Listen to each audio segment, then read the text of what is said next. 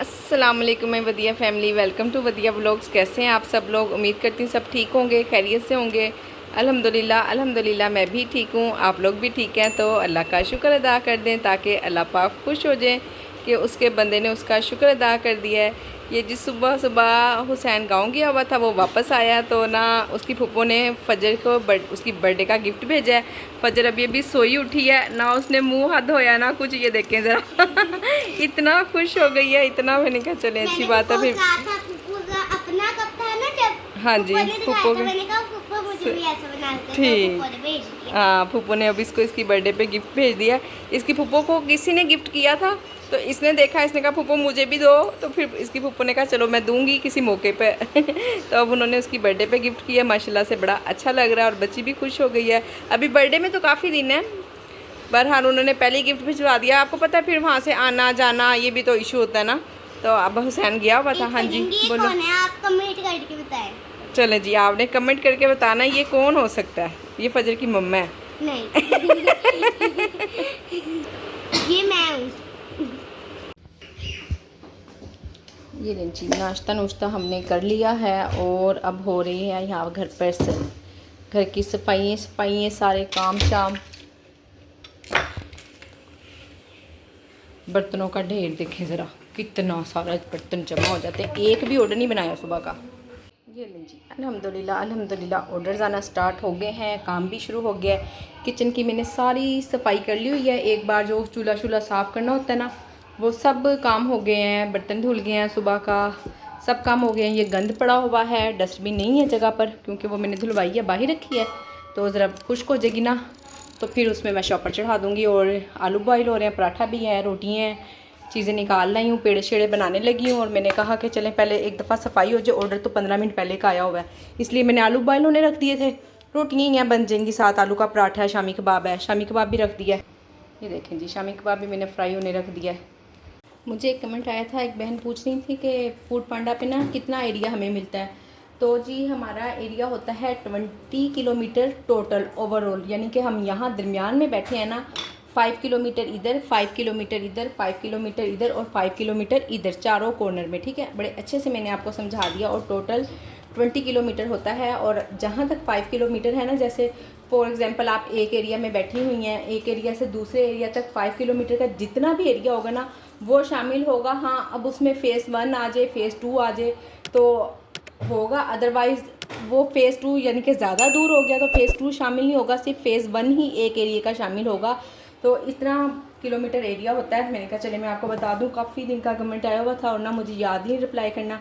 जिन बातों का रिप्लाई मैंने डिटेल से करना होता है ना, उन कमेंट्स का मैं स्क्रीनशॉट ले लेती हूँ। और ये आज मैंने स्क्रीनशॉट में देखा तो ना कमेंट काफ़ी पीछे था, वो मैं डिलीट कर रही थी ना चीज़ें, तो तब मुझे नज़र आया। मैं कहा ओ, मेरी बहन ने तो मुझसे पूछा हुआ था और मैंने उनको रिप्लाई किया ही नहीं है।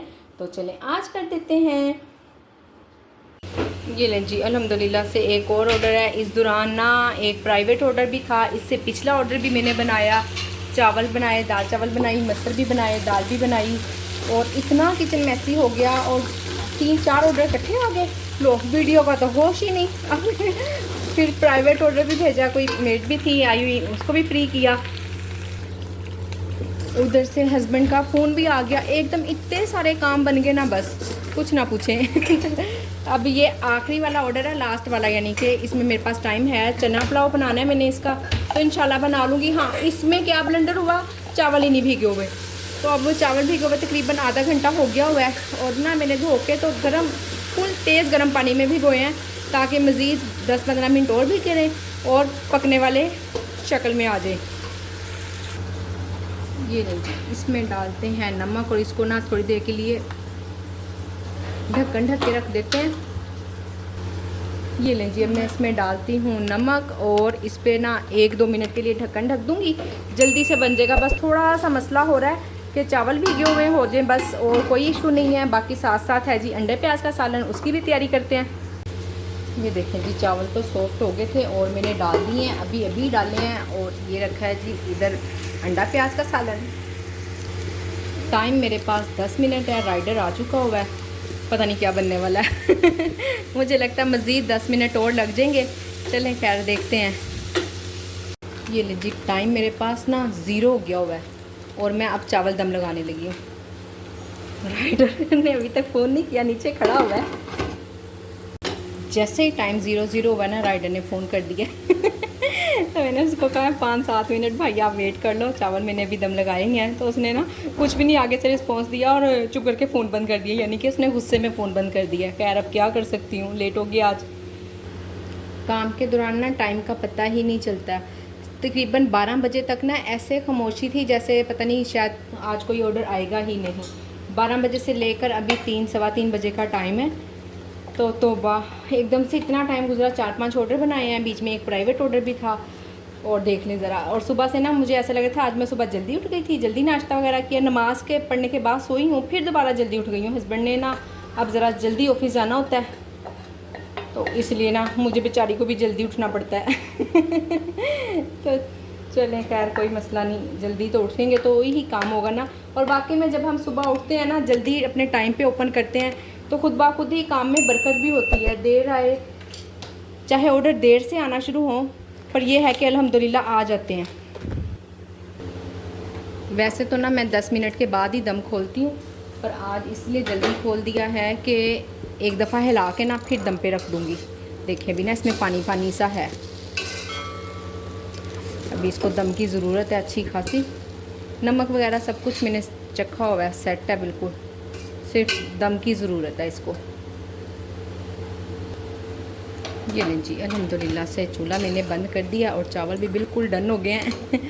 7 मिनट लेट हो गया, रेडी टू डिलीवर बस करने ही लगी हूँ। जब बिल्कुल ज़्यादा 10 मिनट पे चला जाता ना, तब ज़रा होता है इशू। बहुत ज़्यादा भर गया, डब्बा टूट जाएगा। ये है जी क्वांटिटी।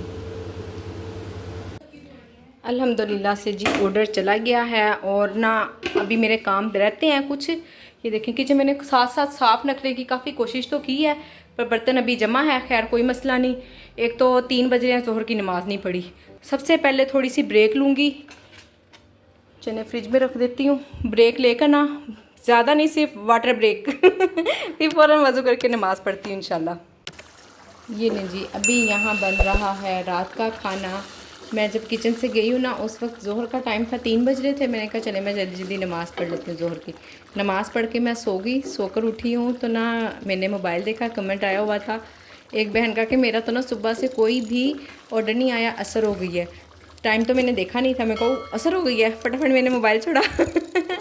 असर की नमाज़ पढ़ी। असर की नमाज़ पढ़ के किचन में आई हूँ। किचन में ये थोड़े बहुत जो बर्तन थे धोने वाले। अच्छा, जब भी किचन में आओ जो ना, बर्तन तो मुँह चढ़ा ही रहे होते हैं, चाहे ऑर्डर आए चाहे ना आए। किचन में बर्तन लाजमी गंदे पड़े होते हैं। मुझे बताइएगा कि आप लोगों के साथ भी ऐसा ही होता है?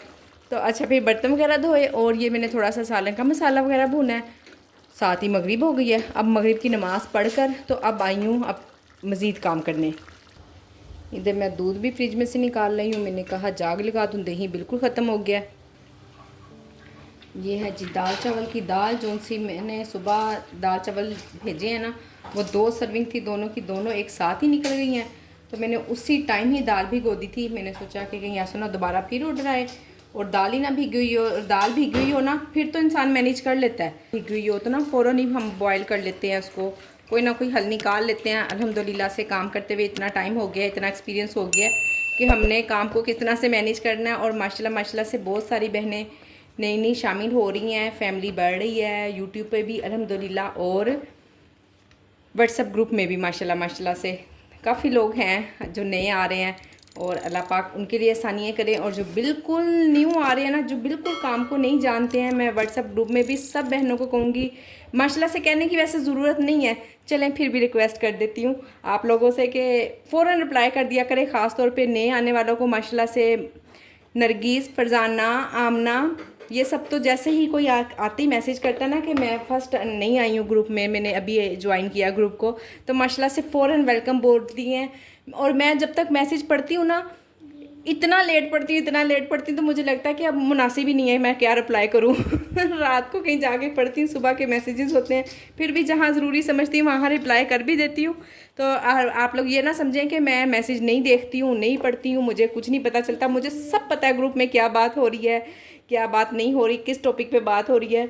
अल्हम्दुलिल्लाह से मैं नो हाउ मुकम्मल रखती हूँ। अभी मुझे व्हाट्सएप पर ना एक बहन का मैसेज आया, मैसेज मैंने उनका बड़े ध्यान से सुना।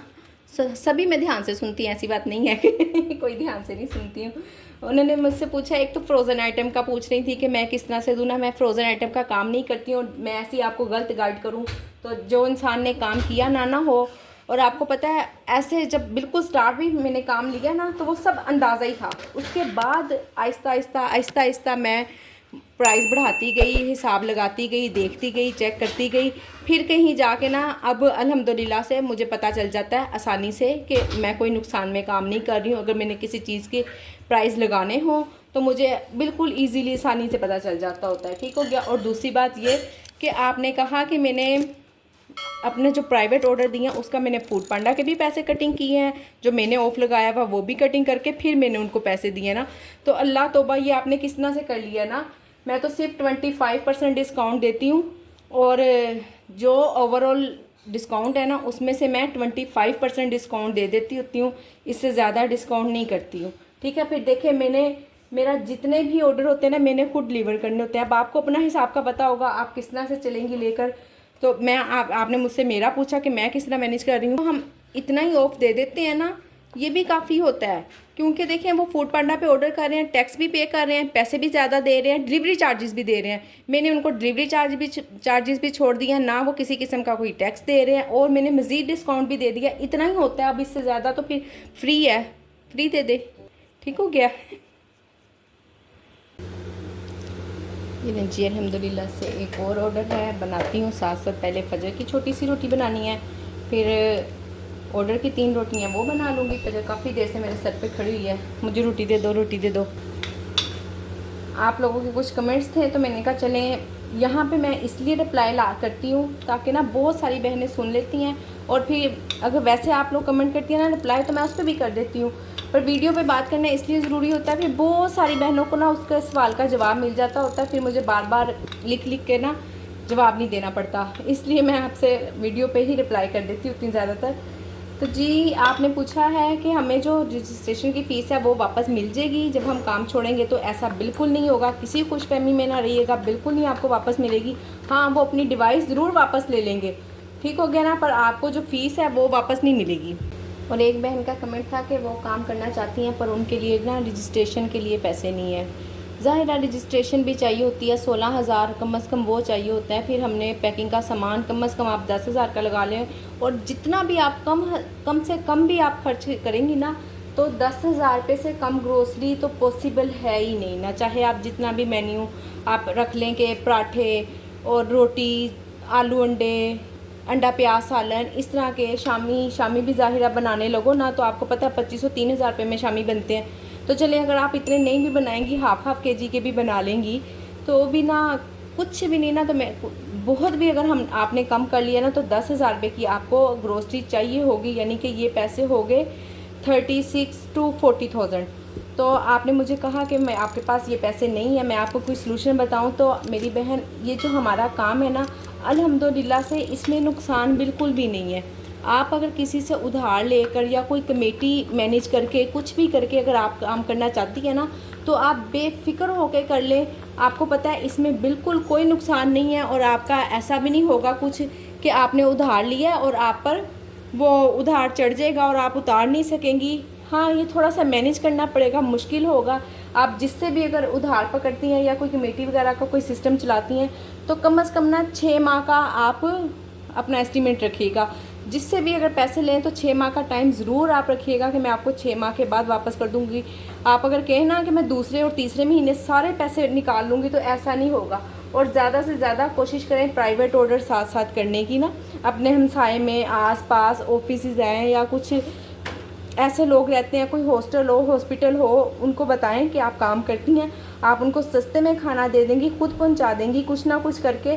तो इंशाल्लाह एक दफ़ा ना आपको स्टेप लेने की ज़रूरत है। आप एक मिनट पर जब स्टेप ले लेंगी ना तो इंशाल्लाह ज़रूर अल्लाह पाक मदद करेंगे। अल्लाह का नाम ले और बेफिक्र होकर अगर आप किसी से उधार भी पकड़ेंगी ना तो वो आपका उधार डूबेगा नहीं, यानी कि आप पर कर्ज़ नहीं चढ़ेगा। इंशाल्लाह आप उसको जल्दी कम से कम 6 माह में आप उसको लौटा सकेंगी। इतना मैनेज कर लेंगी कि आप उनको पैसे लौटा सकें। तो बेफिक्र होकर आप उधार ले सकती हैं, और मैंने आपको सलूशन बता दिया। अगर आपको अच्छा लगता है, यानी कि अगर आप कोई ना कोई कमेटी अरेंज कर सकती हैं, फिर तो क्या ही बात है। कोई कमेटी डाल लें, महीने की 500 रुपये भी या 1000 रुपये भी डालेंगी ना, तो 30,000 40,000 बड़ी आसानी से निकल आता है किसी अपने जानने वाले के पास, किसी बहन के पास। फिर आपको ये तो और भी अच्छा हो जाएगा, उधार लेने की ज़रूरत ही नहीं पड़ेगी। आप हर महीने 1000 रुपये तो बड़ी आसानी से निकाल सकती हैं। कमेटी इकट्ठी करें, उनसे कहें, किसी को भी कहें या खुद इकट्ठी करें। पहली कमेटी खुद रखें, अपना काम स्टार्ट करें और फिर उन्हीं पैसों से कमेटी देती चली जाएं। तो इंशाल्लाह कर्ज़ भी ना हुआ, आपने बिज़नेस भी स्टार्ट कर लिया, और अल्लाह ने चाहा तो अल्लाह पाक ज़रूर आपके लिए मज़ीद आसानियाँ करेंगे। जी लें जी, दाल रेडी हो चुकी हुई है, और ना मैंने इसको ना इससे हैंड ब्लेंडर से देखें मैश भी कर लिया हुआ है। अब सिर्फ इसकी सर्विंग बनानी है, अभी ठंडी होने पे बनाऊंगी। अभी तो ना मैं किचन से निकलने लगी हूँ, बाहर बड़ा पसीना आया हुआ इतना ज़्यादा, और इतनी ढेर सारी बातें करने वाली है ना आप लोगों से, पर क्या करूँ, अब थक चुकी हूँ, अब नहीं कोई भी बात हो रही है। अब ना एनर्जी लेवल डाउन हो चुका हुआ है, अब बोला नहीं जा रहा मुझसे। जो भी चीज़ बॉयल करूँ ना, ये गंद मुझे इतना ज़हर लगता है ना, बड़ी मैं इरिटेट होती हूँ इस चीज़ से। तो जी किचन भी मेरा अल्हम्दुलिल्लाह बंद हो चुका हुआ है। अब मैं करती हूँ यहाँ पे क्लोज़, और वीडियो को भी एंड करती हूँ। इंशाल्लाह बाकी की बातें कल पे रखते हैं, और उम्मीद करती हूँ कि आज की वीडियो पसंद आई होगी। वीडियो को लाइक, शेयर और चैनल को सब्सक्राइब करें। अपना ख्याल रखें, अपनी बहन को दुआओं में याद रखें। मिलते हैं नेक्स्ट वीडियो में। अल्लाह हाफिज़। ये बाकी का किचन बच्चियाँ साफ़ करेंगी, मेरी छुट्टी।